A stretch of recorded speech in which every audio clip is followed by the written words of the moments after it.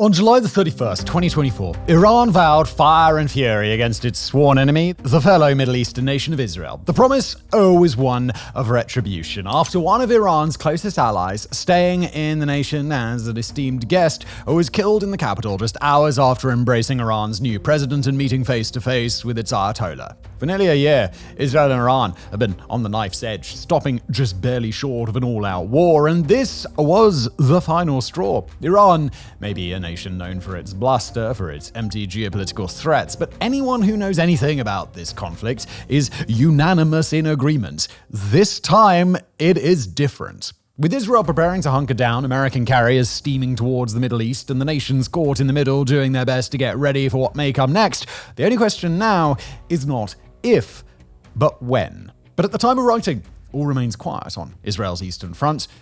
Too quiet. If you're seeing this episode, it means that Iran still hasn't made its move at the time of publication, well over 2 weeks after the assassination that was Iran's final straw. So in this special episode of Warographics, we'll be making sense of this eerie silence, trying to figure out when the next move will come, and what could happen once all hell breaks loose.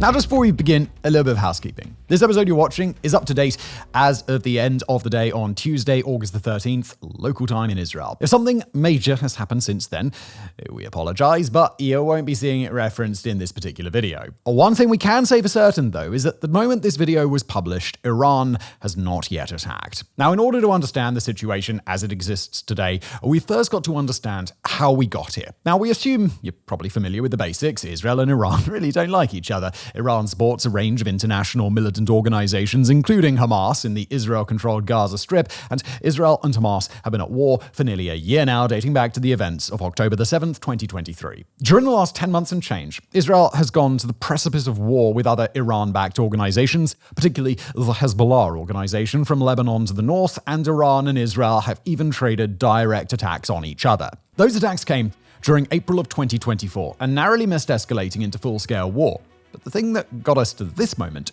was the assassination of the political leader of the Hamas organization, a man named Ismail Haniyeh, in the Iranian capital city of Tehran. How exactly Haniyeh was killed is still not known for certain, and it may never be. Most Western sources agree that a remotely detonated bomb was smuggled months ago into the guest house where Haniyeh was staying, while Iran claims he was killed using a projectile on short range. But more than the mechanism, the thing that matters is the results. Haniyeh was killed during his time as Iran's honored guest during the inauguration of Iran's new president and shortly after having a face-to-face meeting with Iran's supreme leader.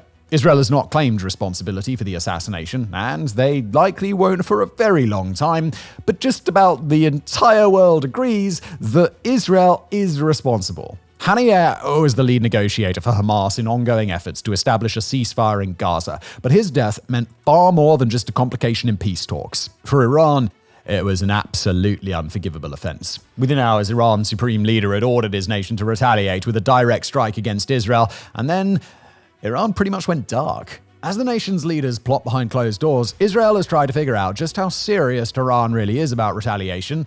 And unfortunately, Tehran seems very, very serious this time around. At the time of writing, Israel's current intelligence assessment suggests that Iran will attack within days. According to multiple unnamed intelligence sources, speaking with a range of foreign news outlets, Iran is expected to attack Israel directly rather than striking, say, an embassy abroad or carrying out an attack through one of its proxy organizations. That's a reversal in Israel's prior thinking, where the nation's intelligence leaders had believed that Iran was still deciding on a method of attack and could still be pressured into minimizing its retaliation or backing down from the idea outright.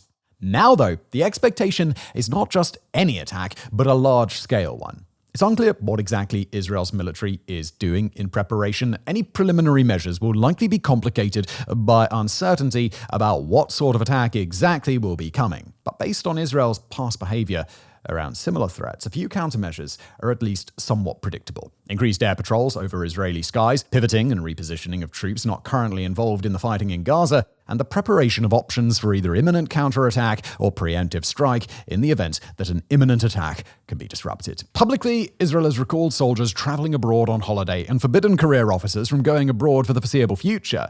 The United States, Israel's closest international ally, is pivoting its own assets in the region in a signal that it may become directly involved in the hostilities to come. the US Department of Defense has taken the rare step of announcing a deployment of a guided missile submarine to waters just off of the Middle East. That move isn't unusual because a sub would be positioned there. They probably are rather frequently. But for the United States to announce the position of its submarines is a very uncommon step, almost certainly made with the intent of deterring Iran from launching its attack. Elsewhere, fighter aircraft have been shifted from US bases in Eurasia toward the Middle East, putting them within a stone's throw of potential conflict. Also, before the public, US Defense Secretary Lloyd Austin has openly urged an aircraft carrier, its onboard air wing of advanced stealth fighters, and its accompanying strike group to hurry up on its ongoing voyage to the waters off the Israeli coast. The subtext behind that particular announcement is absolutely clear. This is coming now, not later, and whatever Iran does, it is going to be big. And on the world stage, Iran is no longer playing vague about its intent. The nation's new president, Masoud Pezeshkian, allegedly told British Prime Minister Keir Starmer during a phone call on Monday the 12th that retaliation against Israel is his country's, quote, legal right. Britain, France, and Germany have each received a public rebuke from Iran's foreign ministry, saying of the three countries' recent appeal for restraint, quote, such demands avoid political logic, in complete contradiction to the principles and rules of international law, and excessive. At this stage, it appears safe to say that the guardrails against this sort of open conflict are no longer working as expected. Either something major comes along to change the game, or this is happening. If there's any off-ramp left at this stage, something that still has some hope of making Iran back down from its current posture, then it's a ceasefire deal between Israel and Hamas.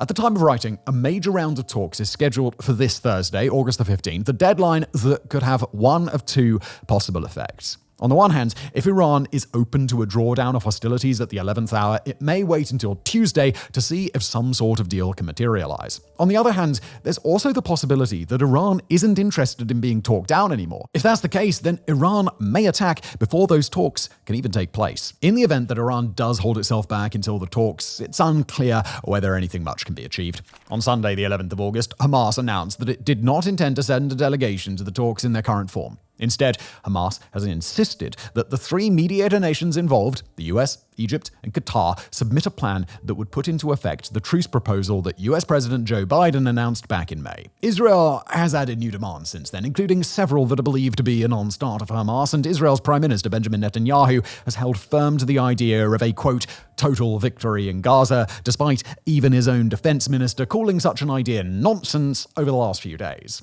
That combination of stances from Israel, plus Hamas's continued enmity over the killing of its leader and recent mass casualty airstrikes by Israel, have led Hamas to disengage from the Thursday talks, at least for now. In the time between when this episode is written and when it is published, there will likely be intense efforts by the mediator countries to get Hamas to the negotiating table in time. Whether or not that works, we'll just have to find out. As the potential off-ramps from an all-out Iranian strike get narrower and narrower, the stakes for that attack get higher and higher.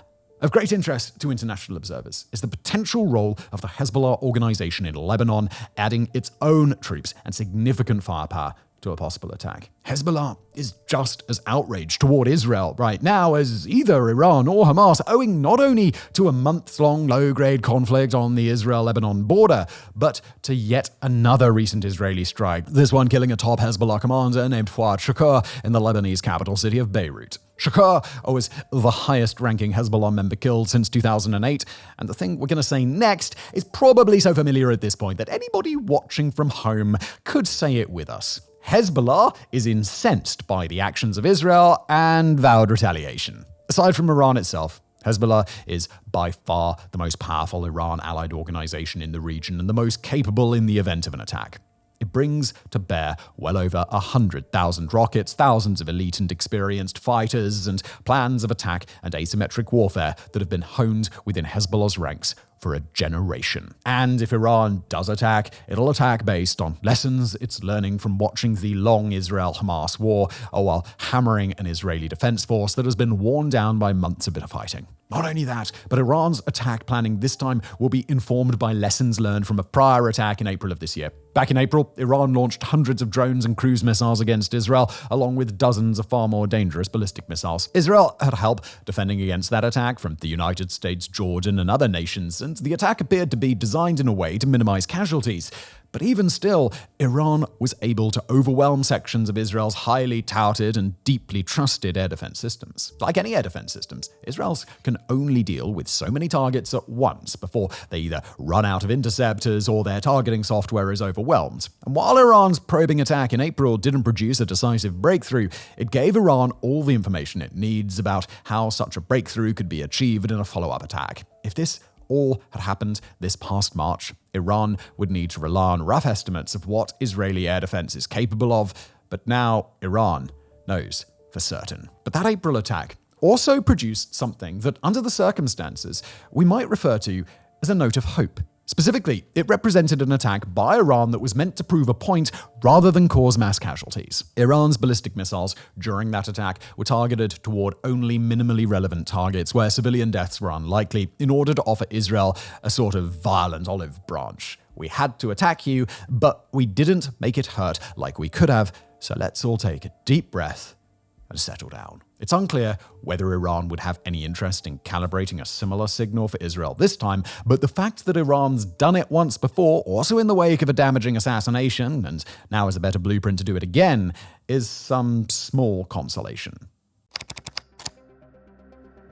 And finally, we come to the part of the episode where we cast our gaze ahead as best we possibly can and try and game out what the next few days will hold. Now, of course, we must emphasize here that we do hope that a peaceful solution can be found in time, but we've got to admit it doesn't really appear very likely right now. At the time of writing, it appears unlikely that Hamas will return to the negotiating table by Thursday, and if they don't, then there may be nothing left to stand between Iran and its grand retaliation.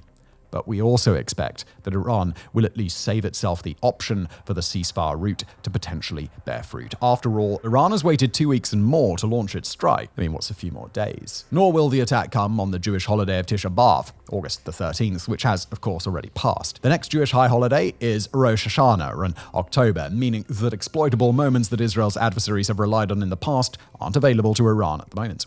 A strike over the weekend may be likely, as many in Israel practice a weekly Shabbat from sunset Friday to sunset Saturday.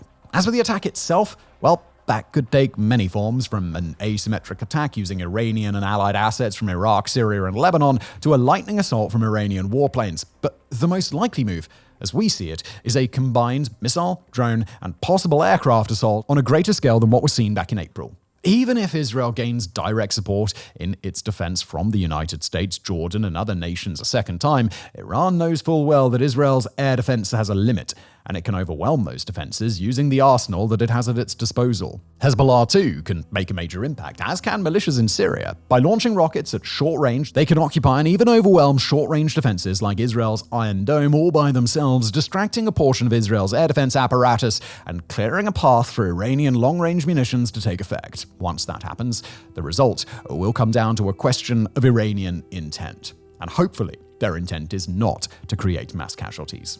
As much as the idea of ballistic missiles raining down on Tel Aviv and Jerusalem is a horrific thought, perhaps an even greater psychological victory for Iran would be to demonstrate how capably it can overwhelm Israel's air defenses. The Iron Dome, the Patriot system, fighter plane patrols, and other air defense mechanisms are a simple fact of life in Israel, and they hold a deep and often quite traumatic psychological value, even when they're working as expected. Iran can overwhelm them completely. In fact, even Hezbollah could overwhelm them completely all by itself. To demonstrate that to Israel, even if the missiles and rockets that get through will only come crashing down in empty areas, it would still hand Iran an undeniable victory and send a crystal clear message. We can do this to you anytime we want. From a public confidence standpoint, that alone would be devastating to Israel. But if Iran's intentions go further than simply shattering public confidence, then an attack can get a hell of a lot more devastating than even that. Once Israel's air defenses are sufficiently disrupted, it's simply a matter of Iran picking targets for the missiles and drones that get through. It'll be Iran's choice whether to couple those unmanned systems with assaults by manned aircraft, including its old but still impressive American-made F-14s, and it'll be Iran's choice whether to couple chaos in the skies with chaos on the ground. If Iran chooses to coordinate with Hezbollah, it could very well time a Hezbollah ground offensive in northern Israel, sowing chaos, attacking military and civilian targets alike, and potentially taking hostages on a scale that would make October the 7th look restrained by comparison. What happens after that?